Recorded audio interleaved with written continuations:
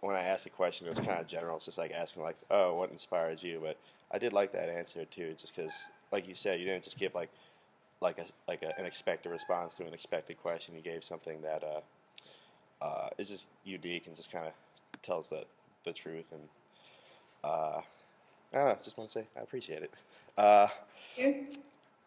What else is there? But it's not the people who inspire me, though. So if you want to ask what inspires me, that's a different question. But you can carry on. We can get to that at the end if we have time left over. I might. I don't want to derail you. Well, sure. That is a good segue.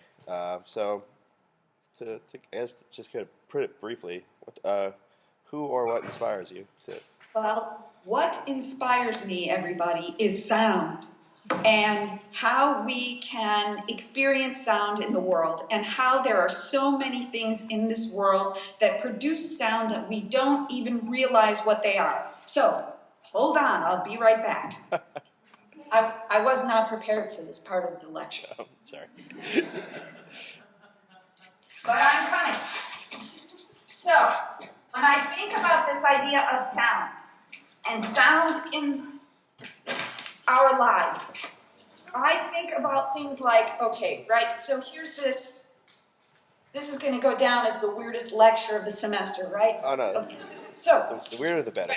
Right. So, here is this, like, spongy stuff, right? You wrap up that little ceramic that you bought for Aunt Mabel, right, with this stuff, okay? But guess what? This stuff makes sound.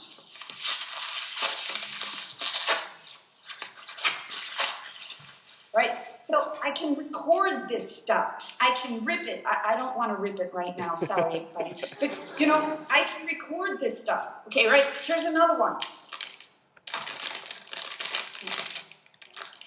Staples. Cover stock.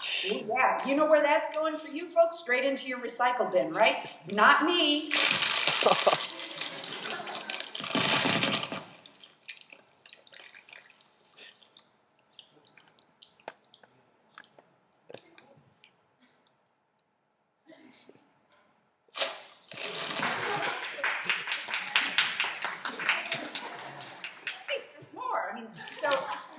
Maybe you get the idea. I have tons and tons of things that people might there's more of this.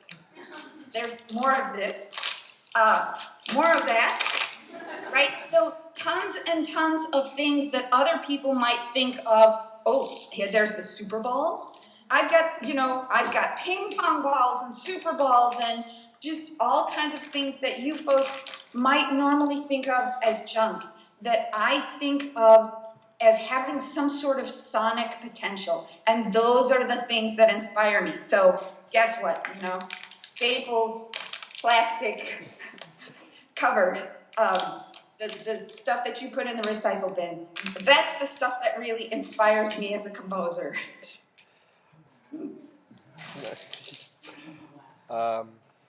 You're speechless. Go to the piece. Which is okay. Okay. Dr. Rubin's right here. I'm sorry. That's okay. I realize there's more going on than I'm aware of. So I guess we should talk about November Twilight a little bit. So absolutely. So it does feature C trumpet with live interactive electroacoustics. So basically, just to kind of give the class an idea, how does that work out? Or like, just what's the general idea of it? Just to try to maybe explain for everyone else here. And Sure. we're going to listen to it after the interview. Okay, fantastic. So, I hate to keep bringing this back. Oh, product placement, it's fine. Like, what does this have to do with the trumpet piece? Well, this actually has a lot to do with the trumpet piece because, everybody, I compose two different kinds of music. I compose music for fixed media, which is music that I compose based on sounds like this, right? And when I'm exploring a sound like this one that you just heard my little improvisation a couple of minutes ago, this is my instrument, right? And all the other little gadgets that I find, the little music boxes, the pots and pans, the pebbles, the marbles, the whatever, those are my instruments. And when something like this is my instrument, I have to figure out what it does, right? When we listen to a trumpet or we listen to a flute or any other acoustic instrument whose history with which we are familiar, or maybe not very familiar, we kind of have an idea of what it's going to do, right? The trumpet has a certain range. It sounds a certain way in its low register, in its middle register, in its high register. I can, do some things with the slides on the trumpet. I can play with mutes and with different types of tonguing with the trumpet, right? So when I compose for this, I have to figure all those things out. But when I compose for something like the trumpet, and I'm adding some sort of live electroacoustic component, I am always thinking about the sound potential of the instrument, the timbral capabilities. What can this trumpet do? We know what it can sort of do in the standard rep, but what are the extended techniques that it's capable of producing? And then what's going to happen if I take those extended techniques and I put them through some sort of a signal processing system, which is a little bit of a fancy word for just saying, what happens if I put a bunch of delay lines, or I maybe chop the sound up, or I create some harmonizations, or I do various types of processing to that trumpet. And so the piece November Twilight that you're going to listen to is an example of the idea of writing for an instrument we know, but trying to blur the boundary between the instrument and the electronics, so that what happens is the instrument is producing the electronics, and in doing so, it sort of becomes larger than itself, right? So for me, this idea of working with an instrument and electronics, I'm trying to bring them together into the same world. Not all composers do that, right? So you've probably listened to some music where the instrument's doing one thing and the electronic part's doing something else, maybe something completely different. But for me, I want these things to be together. I want to glue them together so that when the instrumentalist is standing on the stage playing that piece, whatever it is, that it's them. They're the ones who are making it happen, right? Because, performers, don't you want to be the one to make it happen? Of course you do. I would. So that's what I think about, and that's what influenced this piece. All right. I have a question that kind of ties into about the performer too. I'm sorry, I'm getting thrown off by my echo in the background.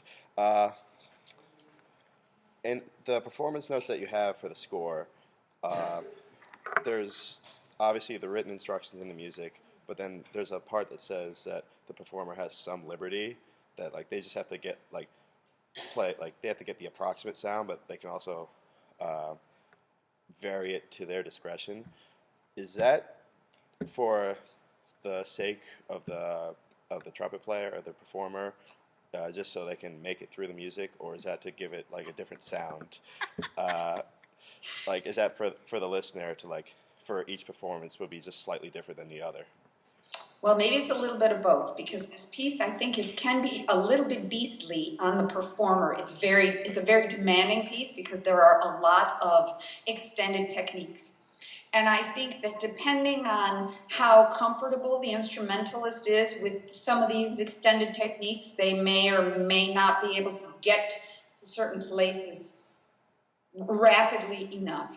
And so what I mean by having some liberty is that in some instances, especially in places where there are repeated notes that accelerate, maybe there are 19 of them there. If you don't play all 19, it doesn't matter to me. What's important to me is that you're going to go da da da da da da da da. I don't know how many of those I just did. I don't care. It's the shape and it's the gesture, right? Or if you're doing some sort of bisbigliando, it doesn't matter to me whether it goes do do do do do do do do, as long as it goes that it has this body to it. What that shape is, I can't always control that, right? But I can say, as a performer, when you as a trained performer have an idea of when something feels right in a certain moment, right? When it has the right amount of push, when it has the right amount of body, when it has the right amount of lift, or the right amount of settling. And so I'm relying on the performer to bring their own knowledge about how music feels into that equation, even though the music is metered, but there is a little bit of flexibility there. You take that liberty when you play solo music, don't you? Yeah. No. A little rubato here, a little faster there, a little extra something there. It's the same idea. So it's more to create a desired effect in the music than more it is to like play what's on the paper, right? Just Yes. all right. In general, that's all the questions I had on November Twilight. I think maybe we might take a step back. So something else I looked into that you do is installations and audiovisual performances.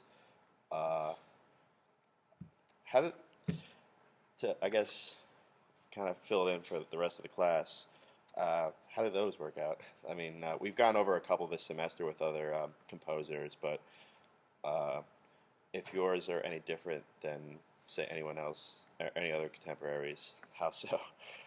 And Well, that's a difficult question to answer. Are mine different than anybody else's? I kind of hope so.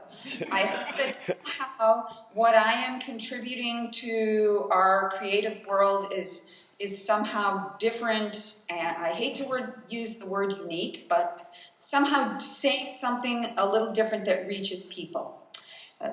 The installation work that I have done and the audiovisual work that I have done has been in collaboration with a very good friend of mine who is a digital artist who actually teaches at Bowling Green.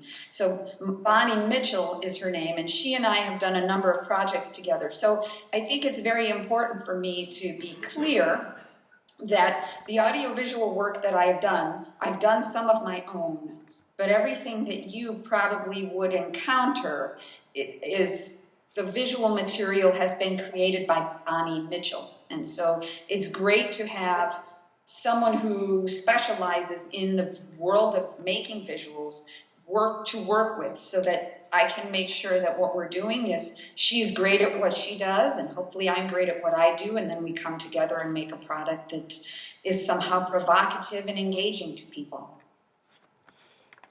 all right.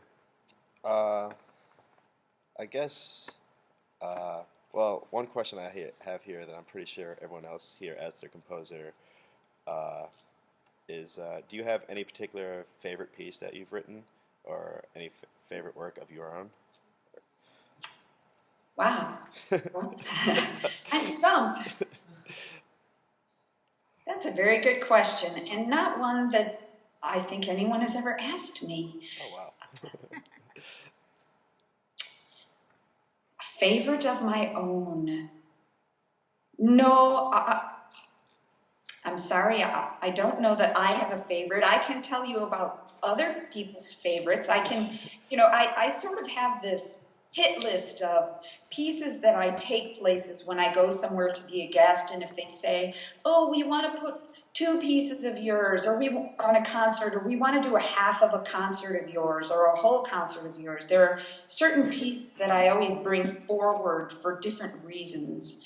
The trumpet piece, November Twilight, does not get played very often, mostly I think because it is so difficult that only crazy trumpet players are gonna really want to play it.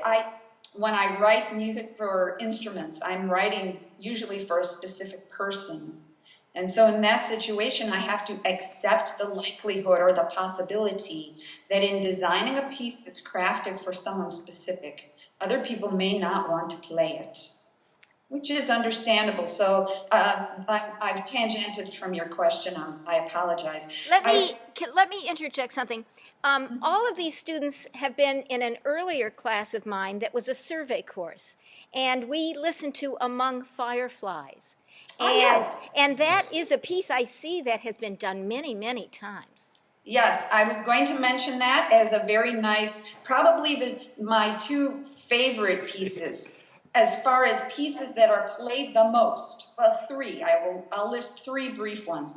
Fixed piece, Dreams in the Desert, because it has a lot of water sounds and it envelops the audience, and I think people like to just take this nice bath in these watery sounds. Another fixed media piece called Listening Beyond, which is a deep listening piece with that has sort of a little bit of a narrative structure that's easy to grab onto. And then the number three piece, which is the instrument and live electronics piece, Among Fireflies. And I think the reason that piece is so popular, flutists love to play it. They love playing all those extended techniques. They're very idiomatic for the instrument. And that piece has a very nice narrative structure about fireflies and the dusk and sort of moving away from distancing yourself. That piece is also played quite a bit, and I think that it is also very popular and among flutists as well. Yeah, our last class or last semester, I think we had two flutists, or at least one, right, that played it. We listened to it. Yeah. Okay. Fantastic. Are you going to ask about her experience as well? Okay. To bring it back even to a bit more further away from, I know I went into pretty much dove to like the really specific questions early on, so I'll bring it back to some general questions.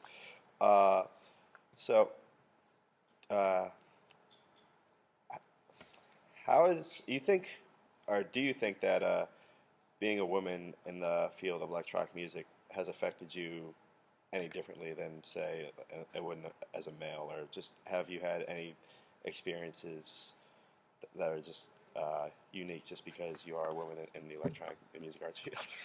Yeah, see what's done to me, everybody? And look at all the gray hairs.